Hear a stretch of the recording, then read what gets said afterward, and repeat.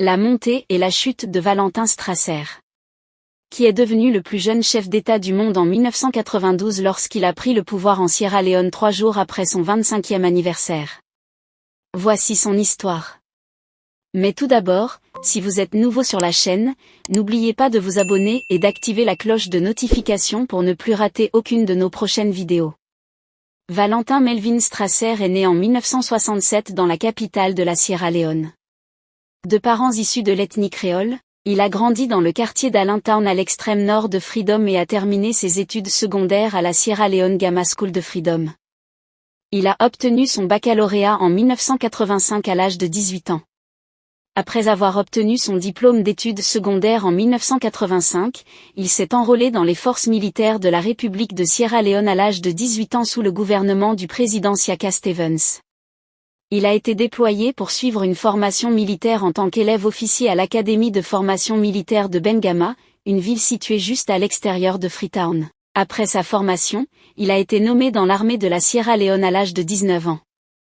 Le 25 mars 1991, le Front révolutionnaire Unirouf dirigé par Fondé Sanko a lancé sa première attaque dans les villages de Bédou du district. Des soldats qui se trouvaient déjà dans une caserne militaire à Kela ont été envoyés pour commander et mettre en déroute la rébellion contre le RIF. Pendant ce temps Strasser est au front de guerre dans le district de Kelly contre le RER.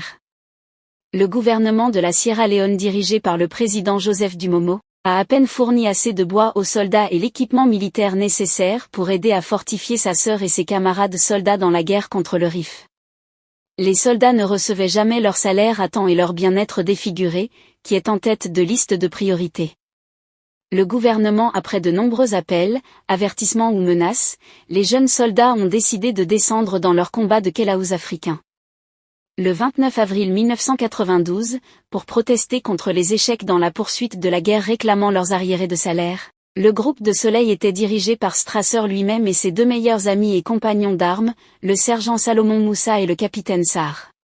Samedi, l'apparition des militaires dans la capitale, le président Momo a fui le pays et il s'exile à Conakry en Guinée.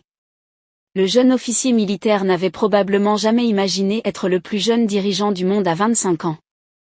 Les événements qui se sont déroulés lui ont offert ces énormes possibilités, celui de pouvoir a motivé le capitaine Strasser et ses hommes à prendre le pouvoir forma le MPRC avec Strasser. Comme chef d'État, il est devenu le plus jeune chef d'État du monde à seulement 25 ans. Après son arrivée au pouvoir, il a poursuivi la guerre et a fait de cela l'une de ses principales priorités. Mais il n'a pas réussi, il a été accusé d'avoir tué 29 Sierra Leone non armés 6 mois après son arrivée au pouvoir ainsi que d'avoir torturé plusieurs autres civils non armés. Son règne n'a pas duré aussi longtemps qu'il aurait espéré.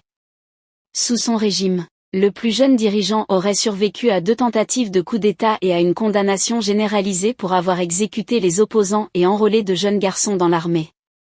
En outre, il a eu de maladies, et par avion il s'est rendu au Ghana pour traitement sa jambe gauche qui a été partiellement amputée en raison d'une maladie artérielle périphérique après avoir subi une rééducation.